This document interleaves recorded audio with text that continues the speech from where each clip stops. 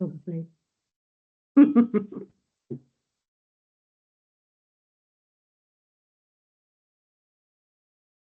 Everyone who's just joined us, well, welcome to the webinar. We're just going to wait for a few more people to turn up.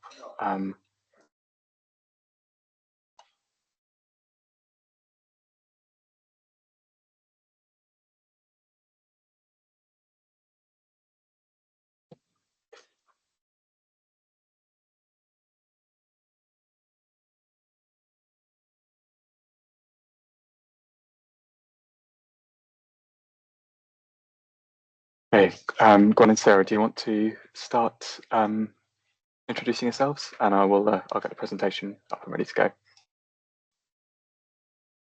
Sure, thanks, Ben. Hi, everyone who's here so far. Welcome to this webinar on new mandatory food recycling collections. We're really interested, if people could just quickly drop into the chat, a little introduction of who you are and what you're particularly interested to get out of this session. Ben is going to be monitoring the chat as we go through, so we can pick up any particular topics if we haven't got them covered already, and make sure that we try and bottom those out for you.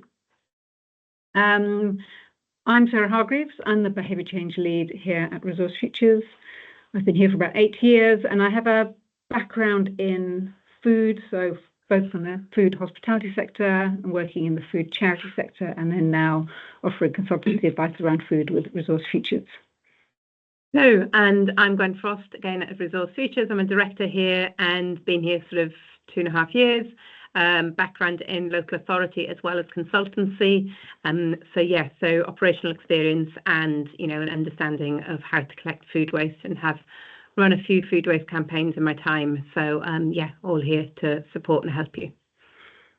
And you'll be hearing Ben in the background. Ben is our marketing manager. He's here supporting today. He'll be monitoring the chat. Hi, Ben.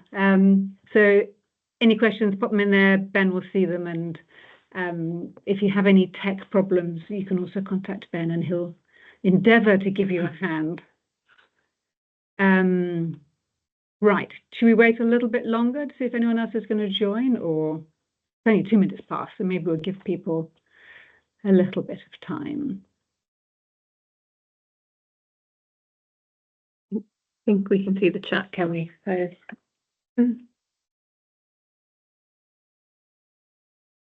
Yeah, I think we're good to go. I think we've got most people. We've got most of the people signed up who are here now. So,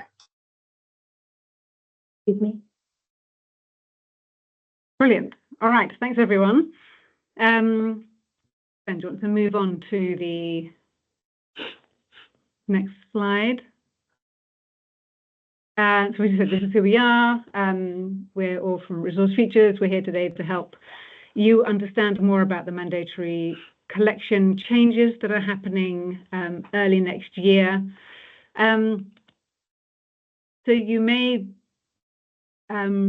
be wondering why we're doing this particular talk now on the penultimate day for most of us before Christmas. I know we have a mix of people in here, so businesses probably it's not your penultimate day before Christmas. But just before the festive season is a very good time to be talking about food.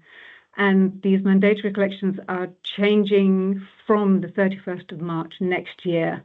When we get through this really busy festive season, that's going to come up really fast. So we wanted to get these conversations in early. If you're not ahead of the game, this is now an opportunity for you to be mulling this over during the busy periods, and then you'll be ready to start taking some really positive action in January.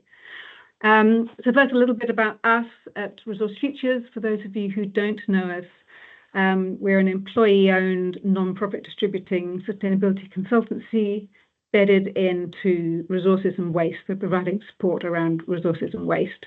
We're a B Corp, and we're based in Bristol at the Create Centre, but we've also got consultants around the country. We've got a 30-year heritage in waste and resources, and we support businesses, communities, local authorities and governments in a whole range of areas such as circular economy, behaviour change, policy, waste strategy and community action. So we cover quite a wide range of things. Moving on to what we'll cover today. We're aware that we've got two audiences in the room with us. So I think about 60% of you are businesses, which is brilliant. Welcome. Thanks for coming along. The other 40% are local authority based.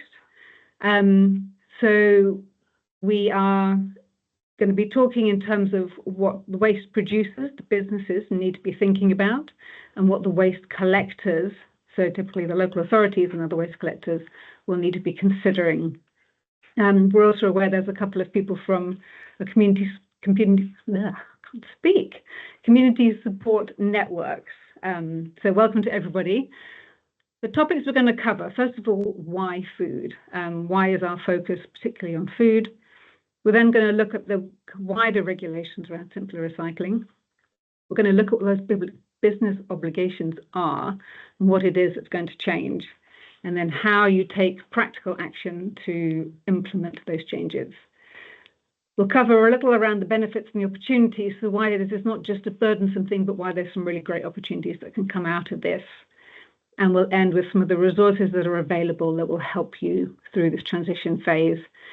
And then time for questions at the end. Any questions we can't answer at the end, we will take away and try and get back to you on those. So do pop them into the chat. So why food? We decided to put the focus on food today because food is generally the material people find most difficult to recycle. It's quite a challenging recycling stream. It's difficult to manage. People consider it to be dirty, it's smelly, it's wet, and it's heavy. So this is the reason, but it's a very valuable commodity. So it's arguably the most important item for people to be considering when we're talking about recycling. So food is a global issue. It's not just a problem here, it's a problem everywhere. As a planet, we're producing enough food to feed everyone, but we're still seeing food shortages, so our systems are not working. What's going wrong? Well, it depends where you are. There's issues pre-farm gate in areas where the systems are not so established, and so food is getting spoiled through harvest and transportation. In the UK, we're looking at more post-consumer waste. So we've worked out how to get the food from the farms onto the shelves in great condition. We're now seeing a huge variety of food in our shops, and we're starting to lose the connection with it because it's cheap and it's plentiful. And that's encouraging people to waste it more because they don't see the value that it used to have in it. So what we want to look at now is from a food in the UK point of view, we're wasting around a third of the food that we create, that we have in the UK, which is a huge amount. And as a UK, we're one of the largest contributors of food waste in Europe. So tackling the food waste here is a really important issue. From a commercial point of view, we can see that manufacturers and hospitality are really key players. We know that households are an even more significant player, and households are coming into simply recycling as well. We'll come on to that shortly. But from the point of view of businesses, we know that manufacturers and hospitality are really key players. But that doesn't mean to downplay other businesses. So every business will be creating food waste. Often they don't associate themselves with food waste because food is not their core business. So if you think about the fridge in the office, the lunches that people bring in, the snacks and the treats that people bring in, the event catering, all of that mounts up. We did a kind of back of an envelope calculation when we were doing some work in Bristol to try and work out how much food do we think non-food businesses are producing. And we used a rough calculation of, well, say it's 2 tea bags per person and a banana skin every day. What would that work out to? It's not a robust or scientific method, but it was indicating that those non-food businesses could be producing as much as retail in this graph, potentially more. So it's really important not to underplay the role you play as a business, whether you are focused on food or not. Food itself, it's not just the food that's important, it's what we put into making that food in the first place. So food has a high carbon impact. The water used to create food is huge, and the hours put into creating that food, the farming hours, these are all significant impacts. And by throwing away the food, we're throwing away all of those resources as well. We've got a little stat here from WRAP that the food and drink we waste every year could be filling Wembley Stadium 8 times over. So there's a lot of food being wasted. So this is why we're talking about food. However, simpler recycling is not just about food, as people may be aware. So there's a bigger picture here. So Gwen, do you want to be able to talk through the simpler recycling regulations in general? Yes. So in its previous form, it was all about bringing consistency across England, and it's still very much that. So the simple recycling for business as well as households is focusing and targeting the same materials. So it's there to bring in business-to-business parity, but also household-to-business parity, so that you know, as a citizen, you know what you do at home, and therefore you apply that to business, and you know what you're doing at work or at any other establishment that you're at. There's consistency in how the recycling materials are collected. So very much there to promote circular economy practices, improve the quality of the material that's being collected and therefore recycled, and keep it within the chain and keep it going as materials. So in terms of the materials impacted under simple recycling, obviously we've been talking about food. And again, it's important to remember that it's all levels of food. So be it preparation waste, leftovers, plate waste, spoilt food, or, you know, the squashed banana that didn't quite make it into work, and the tea bags and the coffee grinds that you use when you get to work. So that needs to be collected separately and weekly. Or they're proposing households weekly, businesses are still able to choose. It depends on the volume and frequency that you require, basically. The next really change in simple recycling is the guidance to say that paper and card should be collected separately. Thereafter, once you've collected paper and card separately, you are able to co-collect plastic, glass and metals. So those 3 will be collected together, essentially kind of compiling in a minimum of 4 bins by the time you've got residual waste as well. So 4 containers, be they boxes, bins, or anything in between. So we've got a slide here in terms of who is impacted.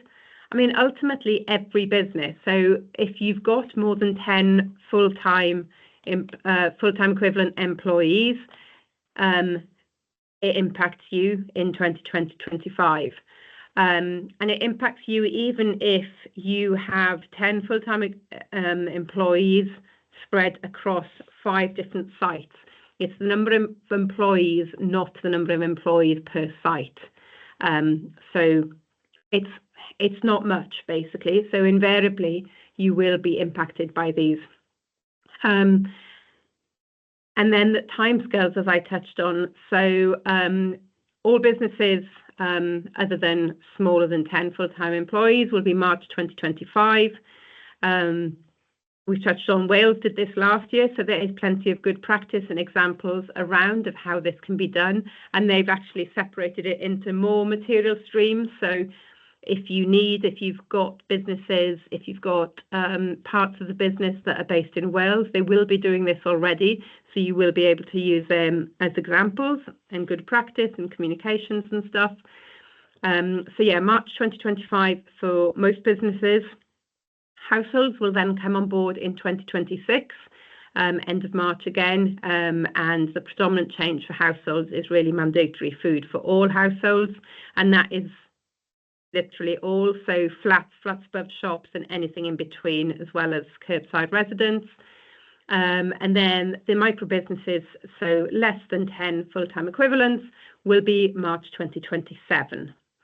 So the reality is there's 3 months to go for the majority of businesses, and that can be daunting for both yourselves as a business, or if you're a waste collector as well.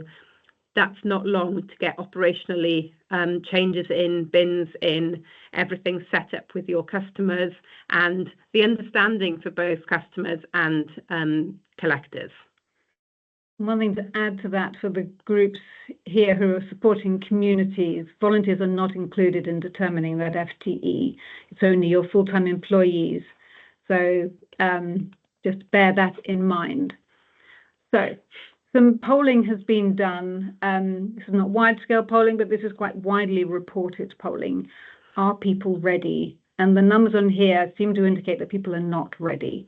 So 39% of SMEs are not separating any waste for recycling at the moment. 66% of hospitality organisations are not separating food waste. And 93% of hospitality leaders are concerned about the impact this legislation is going to have. So there's obviously work to be done, which is, again, why we're doing this webinar pre-Christmas, give people time to have a think and then start getting action in. So moving through to the business obligations, we've covered them already. We've put them in again just to be super clear. So food waste, from the 31st of March 2025, you need to be separately collecting food waste. You also need to be, as Gwen said, separately collecting paper and card. Then there will also be dry recycling, which includes plastic, glass and metals. They can probably be combined, but you need to be talking to your waste contractor about how they require those to be delivered and how you need to work together on how that happens. Bear in mind also that plastic film is going to be coming in later on. Equally, from a business obligation point of view, you have a legal duty of care around this. So first, to separate your waste materials on site, and you need to be keeping them clean and safe and uncontaminated. So you can't be getting food into your plastics. You can't be dropping card into the metals. You need to be keeping them separate. So you need the appropriate bin infrastructure to do that. You need to be correctly disposing then of that waste off-site. So that means using a certified waste contractor. Even if you've appointed somebody else to manage your waste, if they then fly tip that, you can be held liable for the illegal management of that waste, even though it was done by a third party. So you need to be very sure that your waste contractor is certified. And we'll cover that a little later on. And as ever, you need to be keeping correct records of your waste. And you need to be retaining that for 2 years. So what do we need to do? So we're going to cover a whole range of practical actions, but we're going to start with some lessons from Wales. It's really useful in England that we can see how things have gone in Wales and see how things are going, because we can learn from what they've been observing. So we can see from Wales that compliance has been varied. Large organisations typically okay, and that's understandable. You'd expect them to have more resources to deal with the change. So no surprises there. Small organisations are finding it harder. That may be because they need support reviewing their waste collections contract, deciding on the architecture, that people are working far more, but there's less people around in the smaller business to manage all of these changes. So that makes it particularly harder, and it's why the final point around doing audits and feedback is going to help really improve compliance. The things that we can see from Wales where things are particularly tricky is finding the right space and getting that right infrastructure in place. People struggling with the financial cost of that setup, the time to get set up. And as you said, time is ticking. And then getting the staff on board and making sure that everyone understands the system and can work the system. So we've put together, this is a short business checklist. This is what the topics that we are going to be covering today. And this is a useful one for you to take away to think about what you need to be doing. So it's taking stock of what you're already producing and seeing how you can rationalize that, working out how to manage your space and put in that infrastructure, how to get your staff on board, get them into the good habits early, finding the waste contractor, finding opportunities to reduce your waste, and then making use of the resources that are available. So starting with the waste audit, it's a really great opportunity right now to be taking stock of what you're currently doing. What are you already wasting? What is your business producing? And looking at ways to reduce that. So that can be through a full waste audit, a full waste composition, or it could just be a waste walk, where you walk around the business and look at what waste is being produced, where is it arising, which particular teams or departments are producing which areas, which types of waste, and helping to understand where the best gains can be had. So we did a food audit in a local council office in Scotland, doing exactly this. It was initially a waste walk, walking the teams through their offices and looking at where are the bins, where are the recycling, what's the consistency between all the different points. Bearing in mind, you've got canteens, you've got staff, you've got staff desk areas, you've got courtyard areas. There's a whole range of different places where different waste items may arise. So walking around lets you see the inconsistency in the bins, the inconsistency in the signage, the types of things you find in the fridge. This particular fridge was very dairy oriented. The signage was very mixed. Some was official, some like the one we've got here was very unofficial. We also helped them measure the food waste to see where most of it was arising, which was the lunchtime periods. And we sat in the canteens and observed how people were interacting with the bins and what they were putting into them. So we could really see what was happening. And talking to key stakeholders like the canteen manager, the catering operations manager, facilities, the guys who manage waste and cleansing, provides really interesting insights into what's going on. So that simple waste audit is a really good opportunity to work out what's happening, and that will give you really good insights into how you could change it.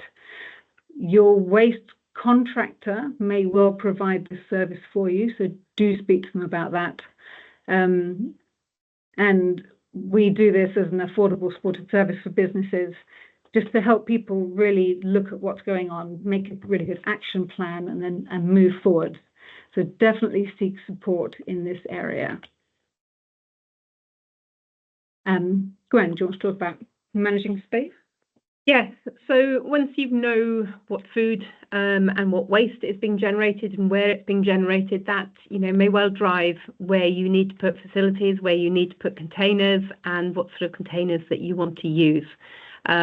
You've got sort of in and around the office or in the kitchens or wherever that waste is being generated, and simple things like not having, and I'm sure most of you don't know, but have individual bins around the offices and only having centralized systems where everything is available, because then that ensures that separation is correct. Another area to touch on is really in terms of the bin signage. Focus it very much. I mean, your waste collector will focus it on the materials that they want in there, but you have the opportunity to tailor that into the waste that you generate. So if you know that you get a lot of coffee cups or food on the go packaging within your organization, then actually clearly label which bin and which container you want those placed in, so that you're communicating directly in terms of the materials that you know that you see, as opposed to the materials that the waste collector wants.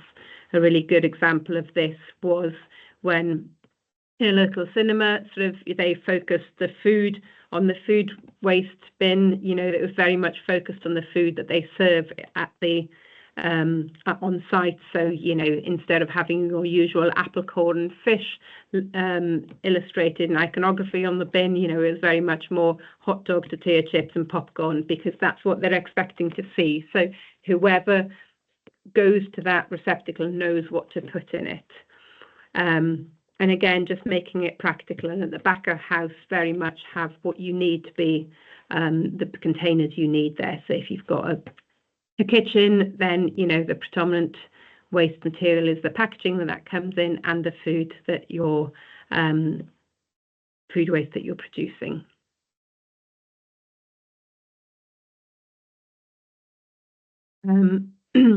Yeah, so we've got, again, suitability. You know, it's very much specific to yourselves. And if you've not got room for bins, I know some waste collectors will allow for much smaller containers, so food, much similar to the curbside facilities that you would get if you don't generate a lot of food.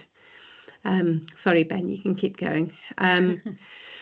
So again, yes, make sure it's effective. The signage, as I touched on, is really essential. The fit for purpose, make sure you've got the right lids, and that limits what can go in, although that can always go astray. I remember a cup bin having a rolled up tube of a pizza box in it because it was card and they deemed that they were doing the right thing. But certainly having the bins with the right spacings at the top really can manage the waste that you get in there as well. With food, try and keep it as open as possible, because people get off-put as soon as there's old food around the opening of the bin, so try and keep that as open as possible to make it as clean as possible. Again, and yes, plan ahead. If you think you might need more capacity for certain materials, then, you know, they don't all need to be the same size, because you won't be generating all of those materials evenly across your building and evenly across the materials. And on that modularity point, we know what materials are being requested now. There may be more materials being added in, so it's worth kind of trying to future-proof your system and thinking, how would I expand this to include more items? And the signage one is critical. I mean, we do some observation work, and we watch people standing in front of a bin, staring really intently at it to work out, what do I put in here, and then still getting it wrong. So the signage needs to be something that people can process and understand really quickly. People are typically in a rush when they're putting things away. They don't want to be hanging around. Getting staff on board is critical, because a good system is only as good as the people using it. Developing a good internal culture around recycling is a really good way to embed those good behaviours. So not just having great posters around the place and talking to people, but trying to instill that into people's kind of culture of work, because that will then spread out into your customers as well. It can be useful to name the people who are in charge of the recycling. So who's emptying the bins, who's keeping things clean and tidy, who's organising all those recycling services. That not only identifies the specific people, but it adds a personal touch, which can help people with engagement and make them feel more of a responsibility to abide by the new regulations, and it helps to clarify the responsibility. When we cover an example in a minute, which talks more about how to get that training in, but you know, shift patterns in some industries, especially hospitality, gives people very limited time. So it's important to think about how you're going to get this information across and make sure that it's achievable for people, and is not making their lives even more stressful, because hospitality particularly is a very stressful industry. Having worked in it myself, it's very busy, it's very high paced. At the end of a long shift, you don't want to be spending an hour doing some training around how to recycle. So providing appropriate training, leading from the top is really important. Lead by example and make sure that you are implementing what you're asking other people to do.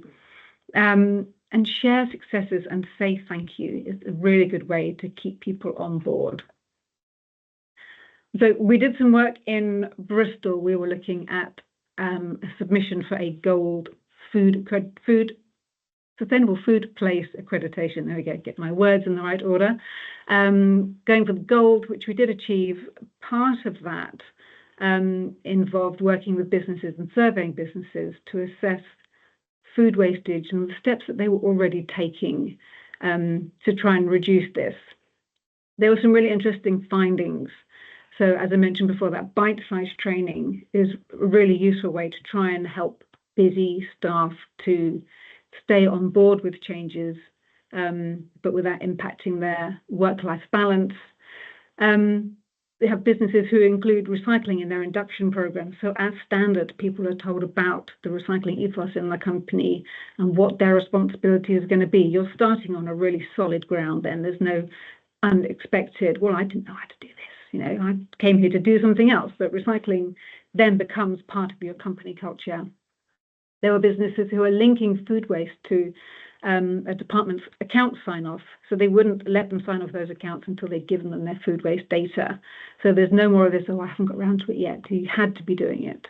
And equally, quite harshly, some people were linking food wastage figures to bonus levels even.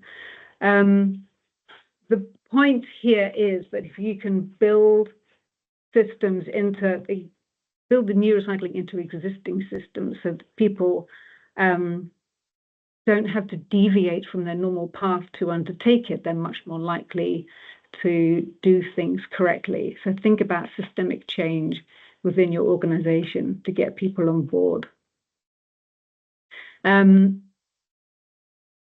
Very quickly, we mentioned earlier about finding the right waste contractor and making sure that they're registered.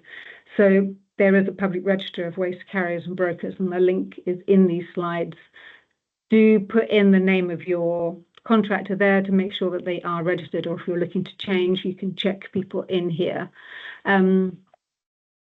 If your provider is a local authority, you can be pretty happy that they will be compliant.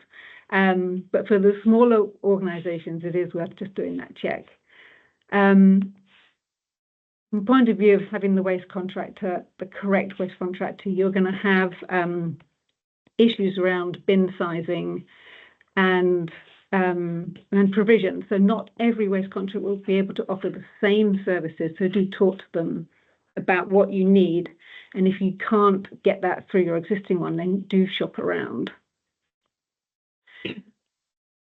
So then looking from the other side, everything up to now has been, as a business, what do you need to be doing in order to meet these obligations, and how can you make practical actions? For the local authorities, that's then point of view of the kind of things you're going to be looking to support a business in. But as a waste collector, there are certain questions that you should be asking. Do you want to cover? Yes, sure. Those ones as well? So as a waste collector, do you know what customers you have, what sectors they are, and therefore predominantly what materials are you collecting from those customers? What sort of what focus will each of those customers have? Do they, have you got a food heavy based customer at the moment? If you don't collect food from them, the odds are it's probably in their residual waste. So actually any diversion of food out of there will reduce their residual waste requirements. So, and touching on that, therefore, well, how much do they generate? Can you offer them a waste audit and talk to them if you only collect residual from them at the moment? Talk to them, understand what materials they're looking at that they will need collecting, and how much of each one of those do they use, and therefore, consequently, then what size bins and collection frequencies they need. As I touched on, householders are requiring weekly food waste, but actually as a business, it depends what you're generating. If it's, banana skins, coffee bags and tea bags kind of thing, you might not need a weekly collection. You might not need a very large bin. Be minded with food, the larger bin you get, the heavier it gets, and that in itself is a risk if it's depending on how far you have to move it for it to be presented. So all of those factors really, and as soon as you start taking food, which is a heavy, dense constituent out of your residual waste, can you have a smaller or a less frequent collection for your residual waste? Because there should be nothing in it that is deemed smelly or unpleasant, I think as the guidance states. So yes, again, what sizes, and then what bin sizes, how frequencies. So all of those need to be considered as a waste collector to make your collections more efficient. So, can you operate on a system of collecting card on a fortnightly basis, or do you need a weekly or a daily frequencies, depending on what your customers require? And this can be really useful if businesses are short on space. Yes. Because if you can't fit a large bin in, you can just look to get a more frequent collection. So you're keeping a smaller bin, but you're having it cleared more often. And similarly, as a collector, operationally, what do you also need to consider? So have you got the vehicles to be able to collect these materials separately? Do you need to use your vehicles for two material streams? What two material streams will they be to minimize contamination and to minimize use of those vehicles, and how do you make separate collections work in terms of a business case, and a business model? I mean, what you need to remember, if you are collecting the residual and that's the only material that business has collected at the moment, in reality, you won't be collecting any more material. It'll just be presented in a different format in a number of different separated forms. So how are you going to do that? What are your competitors doing around you as well? Do all of your competitors offer food waste? Therefore, is that the niche in the market? Is that where, as a local authority, you will have an outlet for food? The chances are, so therefore you're well placed to be able to offer food collections. Some of the smaller waste providers may not be able to offer a food waste collection. So is there opportunities for collaboration with other organisations as well, so for you to agree that you'll just do the food waste if they do the paper and card and that kind of thing? And how are you going to communicate with your customers in terms of what needs to happen? Wales government wrote to all businesses and that kind of thing. There isn't that communication as of yet from DEFRA in England. But yes, how are you raising this awareness through your customers? Have you already communicated with them that on the 1st of April that these materials will need to be collected separately? Are they coming to you already, or are you needing to go to them? Brilliant.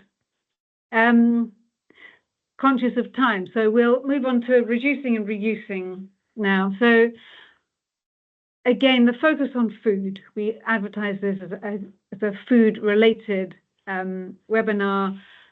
Reducing waste is not just a good idea, but reducing it will reduce your disposal costs as well. It's always good. Food waste in particular is heavy, so you really want to be producing as little of it as possible. And food waste arises in all kinds of areas, which we have touched on before, that kind of over-purchasing, poor inventory management, ineffective storage, how people manage it, the portion sizing, the plate waste. You really need to be understanding from a food point of view where the food is arising and what it is. Some of the organisations we worked with in Bristol were finding that the predominance was coffee grinds, and they started leaving them outside the cafe for people to take away and put on their allotments. Small scale changes, but looking at what those materials are gives you a better understanding of what you can do to address it. Sometimes maybe there isn't something you can be doing, but often you could be turning those materials into a new food stream. You have some organisations will be using orange peel to turn it into marmalade. The whole nose to tail, root to shoot processes are available to help you manage the food that you're producing. There are really good resources online that will help you monitor what you're doing already and plan actions. And this is something we help people using Guardians of the Grub materials, which are produced by WRAP, to kind of walk through this process and understand where are the problems, what can we do to address that, monitor the action period, and then look at long-term strategies. So definitely think about how you can reduce your food. But it's not just about food. Still with that simpler recycling thing, there are other materials involved. And there are other things that you could be doing as a business. So talk to your suppliers. Are there ways that you can reduce your packaging? Or could you be switching to reusables? We have our coffee now delivered in reusable packaging, which we just send back each time. So there are ways, and suppliers are more and more accommodating of these types of requests. It's really worth having that conversation. You could set targets to look at reducing use in-house. So we have an annual paper target for non-project work. How can we reduce that? There are lots of other material streams you could be looking at. Reuse opportunities within the business, so reusing stationery and folders and food containers. And I put props on there. I know we have a wedding organizer, a kind of event catering type thing. You'll have things that you'll typically use at events. Do they have to be single use or could they be reusables? Recycling opportunities, how you can donate items, encouraging that reuse and recycling ethos. There are other things you can be doing that are really great ways to reduce your wastage, which leads us on very nicely to the benefits. So in terms of benefits, the biggest one here is cost savings. recycling typically is generally cheaper than waste anyway. So it's switching materials from your residual bin into your recycling bin is going to save you money.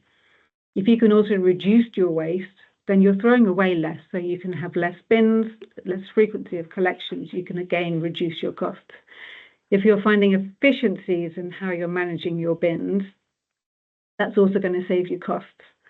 So I used to work with Bath and North East Somerset Council, and my job was to roll out food collections to schools. And the schools were really worried about finding the ability to pay for new food collections, and did they really want to introduce this, because it wasn't mandatory back then. But typically these organizations had ended up with a really inefficient waste and recycling service, and I could walk around site with them and go, well, hang on, you've got 4 240 litre bins here. You could just have one 1100. That's going to save you money immediately, because the more you're paying per bin, it just doesn't add up. So rationalizing those services is a really interesting way just to save money immediately. And our recycling and resource systems evolve over time and quite often end up not ideal. So there are good opportunities for cost savings through this, and it's worth really looking into those. There's a credentials point of view here. People are more and more drawn to organizations that are showing a sustainable ethos. You can really help build customer loyalty and improve your sustainability credentials. Organizations like Boston Tea Party, who put in really rational, really big changes around single-use items, they fostered a really interesting change in culture within the business, and it made staff a lot happier because they felt connected to this really ethical business. So it can really help with your staff retention as well. And talking about the great work that you're doing is great content for your communications channels. We're always looking for more information to get out, and these are really great stories that show people the good work that you're doing. It's also going to help from a circularity point of view, to meeting your legal business targets and reporting targets. And the fact that you're separating materials out will help you visualize the resources that are arising the most and help inform some new circular solutions. And from a regenerative point of view, if you can reduce the amount of food, as an example, that you're wasting, you're going to be saving money. You could use then those savings to start looking at more ethical food purchasing. So could you be using more local suppliers, looking at more low carbon diets? These foods may cost more, but if you can change your menu structures and use those cost savings to a really good effect, you could start making your business more ethically and regeneratively focused. This again can really help connect your teams into the work you're doing and can create happy customers. So there are really interesting ways to save money here. There was an interesting example provided by UK Hospitality that was suggested that if you had a typical 200-bed hotel, putting in a multi-stream recycling system could see a 25% reduction in waste management costs and a 20% improvement in recycling rates. So that is a really good indication of how this typically recycling efficiencies can really have some good impacts. So then just lastly onto resources, we've put onto here, we are here to help. If there's anything that we can do around circular economy support, helping you with the food waste reductions, behaviour change and waste strategy, you know how to find us. Guardians of Grub is a great resource through WRAP that gives you all the tools that you need to help assess the food that you're producing and try and reduce that down and find really good actions to do that. It's also really worth looking at the DEFRA guidance document online and the WRAP Business of Recycling page. That website has got all the details for all the different sectors, and it's a really great one-stop shop of information to help you navigate through this. I don't think we've left ourselves any time for questions, but if there are any questions, we're going to hand over Ben. Have we had any questions in the chat? Yes, we've had quite a few. We've had a couple around schools and when these when these new regulations will come in for schools? The answer to that is the 31st of March 2025. So it's not in 3 months' time, it's a year later. And that will be everything apart from garden waste and flexible plastics for that one. There was another one around a question for you guys of when you were talking about 10 employees, is it 10 employees and above, or is it once you've employed the 11th person that that people were going to hit that micro business into SME? I'd say 10. That's a very interesting question, isn't it? Yes. I say 10 and above is my understanding of it. I guess if you've got 10, there might be some areas of clarification there. My understanding is it's 10 and above, or less than 10 is how I read it. Yeah, so if you've got 10, I think you're in. The next one was around the 612,000 tonnes from the hospitality sector that was mentioned. That is not England only, that's UK statistics from RAP that we used for that one. And then the other question was around when looking at infrastructure and waste walks and waste audits, was that at the point of production of the waste, or is it off-site management, i.e. contractor facilities? For efficiencies, I would say on site. So for you as an organisation, it's important that you understand what waste that you produce. If it's your contractor that's undertaking it, if they undertake it on site, then it will be your waste. If it's when that material gets back to site, the odds are that it will be part of a generalised load that's just returned back to site. So yes, for your specific information, you would want to do it on site from the containers that you've currently got. So, you can look at it on have a look at it the day before your waste collection happens, if it's, a weekly or fortnightly, each material stream just before they're collected. So you've got that maximum amount of material present for the duration of frequency. Have a look in there. So have a look in your dry recycling containers if you've got them at the moment. What is in there predominantly? What's your paper and card intake, and therefore production levels, and therefore what size would you want that to be in terms of separate containment and food. Food is harder because invariably if you don't have a food waste collection, it's probably in your residual waste, so that's less glamorous, but really, really useful. I mean, on a household level, it could be up to 40% of household of residual waste without a food waste collection, so it could be that in your business. There's no point. To clarify, the question was around infrastructure in relation to challenges in Wales. Apologies.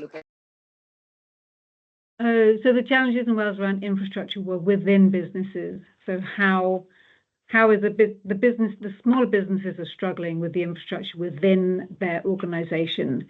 Where do I put things? What bins am I going to be using? How do I introduce that modularity into the different areas of my business?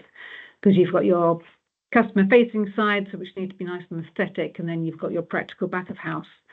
So it was how do I get those infrastructure points in place? What bins am I going to be using, and where do I put them to make them work? Apologies.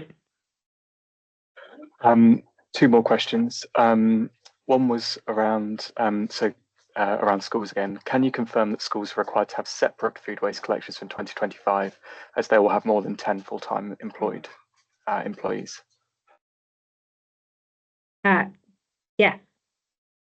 So we had on the businesses included slide.